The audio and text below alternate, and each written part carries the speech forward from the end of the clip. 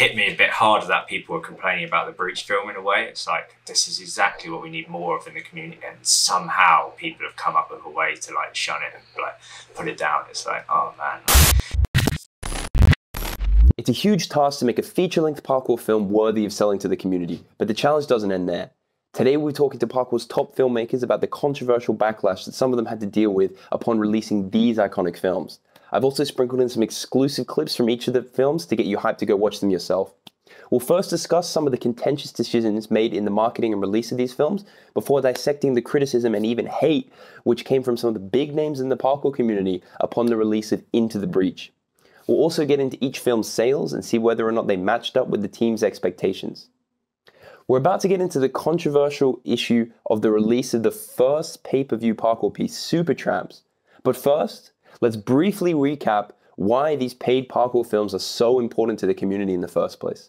I grew up watching, not really skate videos to be honest, like I used to snowboard, so I kind of grew up watching snowboard videos and just like a longer form media that teams and brands would release once a year, once every 2 years, kind of just has always been something in my head. So it was like sort of a natural progression. But from an income point of view for the direct people involved, it can be incredibly substantial, because at the end of the day, if you've kept your sort of investments into the project fairly low, essentially everything after that, because it's a digital asset, is profit, which is so impactful compared to like the profit you can scrape off of a t-shirt sale or something like that. Yeah.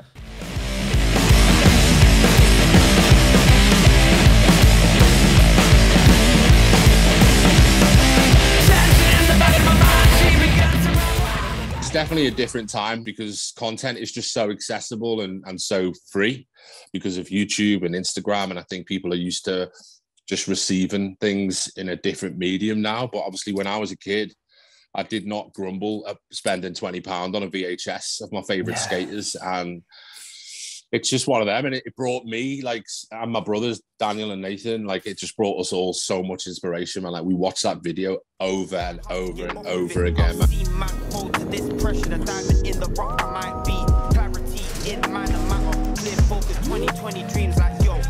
You remember the first 24 hours though, we got a massive backlash. Yeah, on the day of release there was a big controversy, and there was loads of people, we were like trying to reply to comments as like amicable as possible, but like, yeah, just some people like, oh my god, these guys are selling out, and like, how dare they charge for their videos when people are making stuff on YouTube?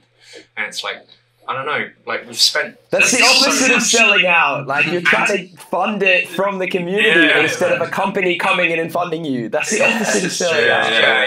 But although all those like negative comments kind of faded out within the first hour or two, because I guess they ended up watching it and they were like, okay, it is warranted a bit of like £3 quid. Yeah, it's like, fair enough, I've watched it now, and that was fucking sick.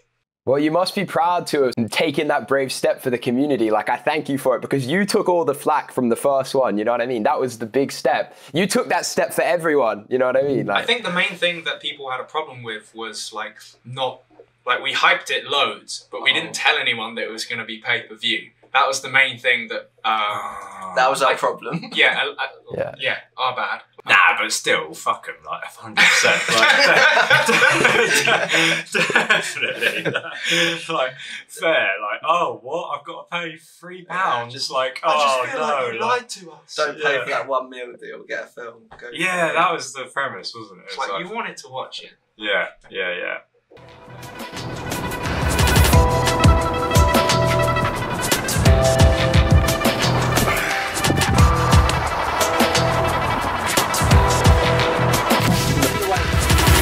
what has been the overall response to the film? Is there anything that stood out, like, that certain people have said, or? Yeah, well, I think the saddest thing about it is it doesn't matter how much good feedback you get, and you'll probably know this yourself if you put work out there. It's often the criticism that's the loudest, and it's just in your head. The really disappointing thing about this, and I almost hate touching on this, but I feel like we have to because it was so public, was the response from a small group of absolute helmets from America who they just shat on it. There was it wasn't even criticism. It was just like, yo, that was shit. Oh, steamer. I think when somebody releases something in this community, brand new, big step, not just for them, but also just within the community. Even if you have objections to it, like, I don't know, I could say my objections to Keelan. I could be like, oh, I really didn't like that bit, or like, oh, I thought it was going to be this and things. But just making a statement on Instagram is just a bit like, it's just a bit weak, isn't it? If you don't like something, that's fine. But like, you know, trying to pull down content like that that's going to help the whole parkour community is just so stupid, honestly. Like, I think. Exactly. There's actually, weirdly enough, so I was reading a book this morning. Give me 2 seconds. Constructive criticism, of course, is a terrific tool. If a critic tells you, I don't like it, or this is disappointing, he's done no good at all. In fact, quite the opposite is true. He's used his power to injure without giving you any information to help you do better next time. Worse, he hasn't given those listening to any data with which to make a thoughtful decision on their own. Not only that, but by refusing to reveal the basis for his criticism, he's being a coward because there's no way to challenge his opinion. So like, they just go, oh, that's shit. It's just like, it's so unhelpful. Right. Whereas at least if they say, oh, I didn't quite like this because of this edit style, I felt it was too focused on UK parkour culture, you can then challenge that by saying like, well. Yeah. That's the most eloquent way to put it. That quote. Okay, 3, 2, 1, go.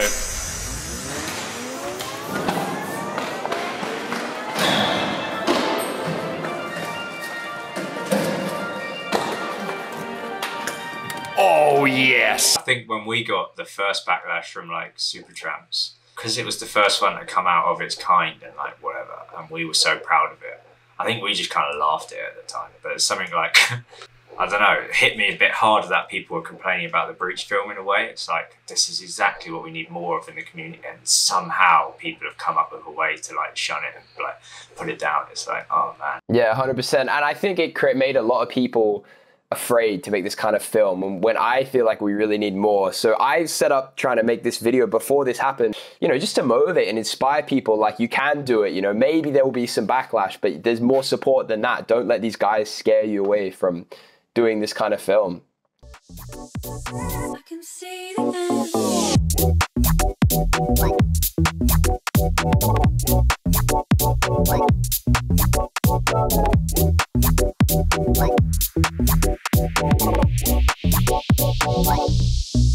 all the while, like I say, my 99% feedback was like, bro, you've created a masterpiece, bro. That was amazing. Like, thanks for doing that. You know, I've got guys from like Russia and Mexico messaging me saying, oh, like, you've inspired us. Like, we've always wanted to do our own long form content and you've inspired us. We always thought it was impossible, but you guys have done it and we want to do it too. And like, bro, I honestly can't explain like how amazing of a response it was. And it's just a shame that that small group of absolute bellends, like decided to say what they said, and in the way that they said it had such an impact.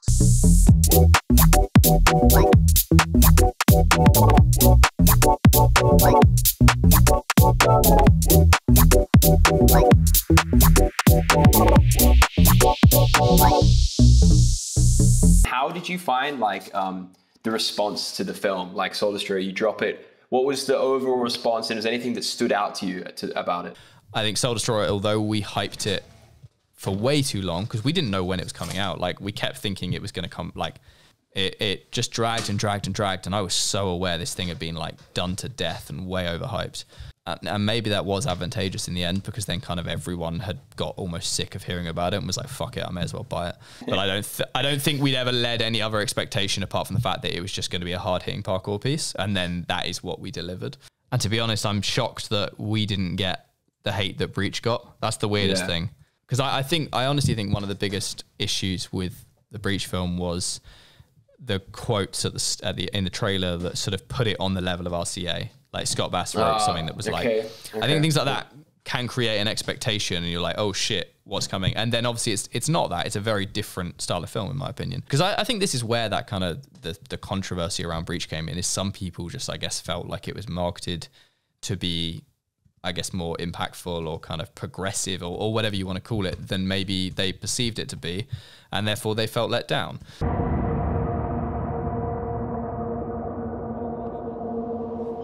I'm having some water. Give me some water. Get your own. Wear a mask. Stop filming this, by the way. None of this can go on television. And here's one thing that like upsets me about that, right? Criticism I could take, and we always knew when we were making something like this that it wasn't going to be everybody's cup of tea. But this is our community, do you know what I mean? This is like every single event I've been to, every single country I've been to, the practitioners that I've met with like have my heart, like literally, like this is a loving community, and that's one thing I did not expect was that sort of response, because it wasn't nice, it was nasty, and it hits different, by the way, when you've got children. So I've got mouths to feed, you know what I mean? This whole controversy blew up quite big, and if you were plugged into Parkour Instagram at the time, you definitely saw it. I'm not going to be calling anyone out by name or sharing any screenshots of the beef that went down, but I will read Callum's 2 cents on the subject that he put in one of his iconic Callum tips. He said, "I'm honestly confused what standard people expect to see if the Breachgram film wasn't enough to pay a small amount for. It's pretty surprising and only puts a bigger barrier to pros making any kind of living in our barren wasteland of an industry if huge efforts like this aren't supported by our community because they're not seen as worth it. All the while you're buying hoodies for £60. Even worse, these efforts are slated by a select few bitter and petty dweebs who are too lame to make any impactful effort on their own, or any actual helpful criticism of substance either.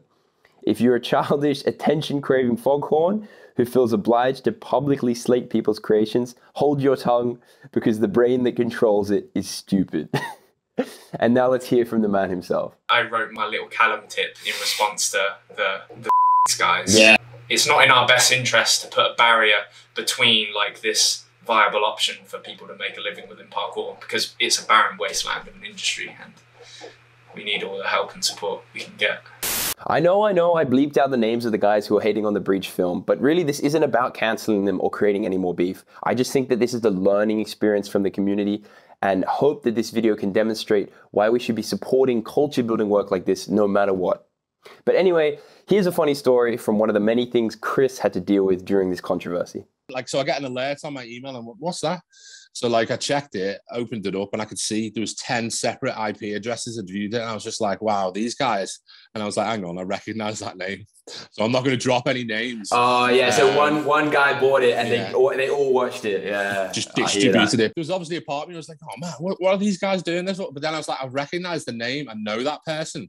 So I messaged a friend who knew the guy and just said, well, what was this all about? And they were like, oh, like I tried to tell them, you know, like basically what happened, it was a group chat of a team. They basically all started saying they weren't going to watch the film based on the response of those guys in America. So that's the weight that your words can have on social media. And not just that, even heard Giles on his podcast saying how he approached the film differently after hearing that negative feedback.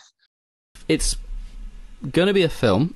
I think I said last time on the podcast I had my kind of reservations about something that was filmed over like 8 days or 9 days to be a film, but we'll see. But it's only going to be like £4, I think. Really? Like that. Yeah. That was the hardest thing, to be honest, because I went into it with almost like looking for like, oh, why didn't people like this kind of thing? Yeah, exactly. So I really enjoyed it as a piece. I've got kind of no like criticism there. I think my wish for it had been that it would have felt a bit more cohesive with regards to editing styles, but it felt quite like cut and stuck together with regards to like, here's a sketch, here's this edit style, here's this bit, And I think because I've been on so many tours, I almost wanted more that was showing them traveling. Like it didn't really feel like, it just was like Bristol, London, but I kind of wanted those like transitional moments to feel like there was a bit of a narrative. Yeah, I think that's a common occurrence because filmmakers will have anxiety about putting anything in that isn't Ed Scott doing sick action. But when you actually, there's so much value in those extra moments, and people are starting to realize that you should put them in more and more. And then obviously when you get little moments of criticism like this, people withdraw from that even more. But actually that is sort of culture building and builds the personalities. I found the film very enjoyable, but very fragmented, which I think makes it more rewatchability perhaps, but less coherence as like one piece. Somebody call the fire brigade! Slowly roll the show. And I think that's maybe the only thing that the Breach tour was actually missing, was like yeah, like you said earlier, an underlying like backbone to it, like a beginning, middle, and end that makes sense and like is easy to follow for someone that doesn't know that the runs Ed is doing are totally world class. Like it's like if you don't know how good all these athletes are, like what else is there? What else can you stick with and want to watch? I guess at times it felt a little bit like back-to-back YouTube montage edits, but I think that's like not necessarily down to like how they shot it or like what they shot. It's more like just the kind of sporadic nature of having to get it out the way they did. Like it sort of got to a point, I think, where Chris and Hector were just like, right, let's turn this into a video and get it out, because if we don't do it now, it will never happen. I reckon like if they interviewed each of them individually, put a bit more time into those interviews, that might have been actually the missing piece there to sort of just like tie it all together a little bit better. But we still think it was amazing. Yeah. Like as a film, I watched it like 3 times. Yeah, I watched it days. 3 or 4 times. Yeah, I did. Put my wild thoughts to good use. The jungle in my mind, swinging vine to vine, vivid visions I get from time to time. Me, I'm trying to find peace. Only made me want to do it better and more often, to be perfectly honest with you. Bit of fuel, bit of fuel on the fire. Oh yeah, 100%. And if anything, it actually rallied a lot of support for what we were doing. If you love parkour and you love doing parkour and free running, it's in your best interest that this thing grows and starts reaching muggles and people that don't train and gains more interest and more money and more sponsorship and more everything comes into the community. And if those guys go out and decide to make a long form paid parkour movie, I'll buy it. And if I've got anything negative to say about it, I'll inbox them. Yeah, because I'm a man and that's what I do. That's the thing I would say about this. No one who really has an understanding of how much work and how difficult it is to make a film like this would ever criticize it the way they did. It is a maturity thing, and you see it with some parkour people. And I hope these guys will learn a lesson and sort of grow past it, you know? Yeah. It's an interesting phenomenon. Like, I'm not making this video because of the politics. It sort of happened after I planned to make this, but no, it's already been such an interesting, yeah, exactly. It's been such an interesting thing to sort of delve into that this has happened, and I think it's just a learning experience for the community to sort of 100%. Try and break down this strange UK-US rivalry and like just actually realize like it's just not a thing. Like just get over it, guys. Come together, support each other. Yeah. If you have a criticism of something, just talk to it about each other as friends. Like we should be such a tight community. As the sport grows, we don't want this divisiveness. I think it's so important to remember that. Like, of course not, mate. Of course not. And I think that's the thing. What you're going to do, you're going to get to like an art of motion or like for the love of movement, and you're going to start fighting. It's not going to happen. You're going to train with each other. You're going to love each other. Like that's what you're going to do. So it's a weird one, man.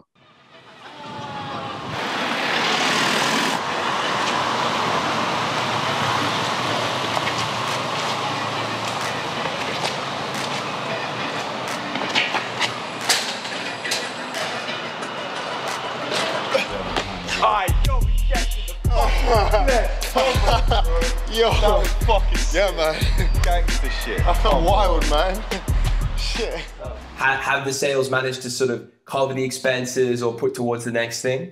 It's less than what I expected, and I do feel that is in part due to what had happened. I think a lot of people heard that and just straight away the first thing they had was negativity, but it wasn't just negativity, it was actually hate. I know for sure that a lot of people have heard that and just gone, you know what, I don't think I'll buy it. However, we've made enough to cover what we outlaid to actually get the film done, and that was the most important thing to me. With regards to moving forwards, if the sales continue to tick over, then yeah, we are going to be in a better place to fund future tours and future films.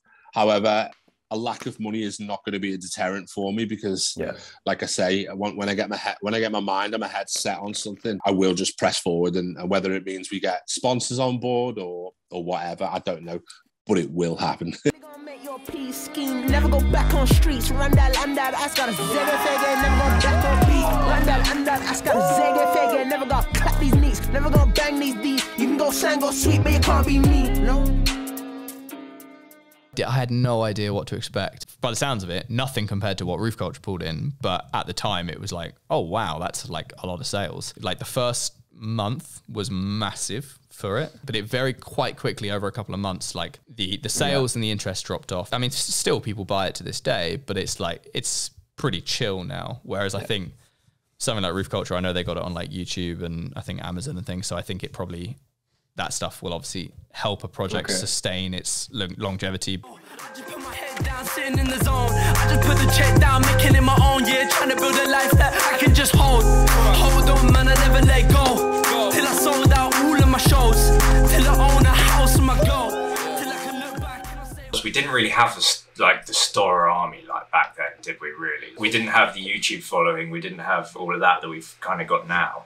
So it was just raw, core parkour community support. It was kind of testing that as well, I guess. Like testing, like, will the parkour community pay for a video when we haven't ever had to before? If we broke it down like by views on YouTube, it was like, this could totally flop. Like we could put all of these hours into this edit and all of that time into the trip and it could just totally flop. And I assume it didn't flop.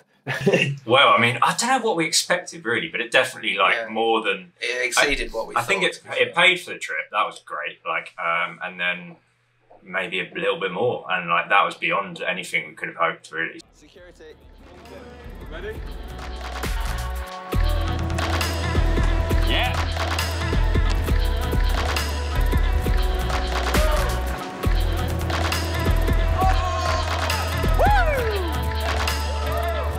Sorry. Okay, no more, no more.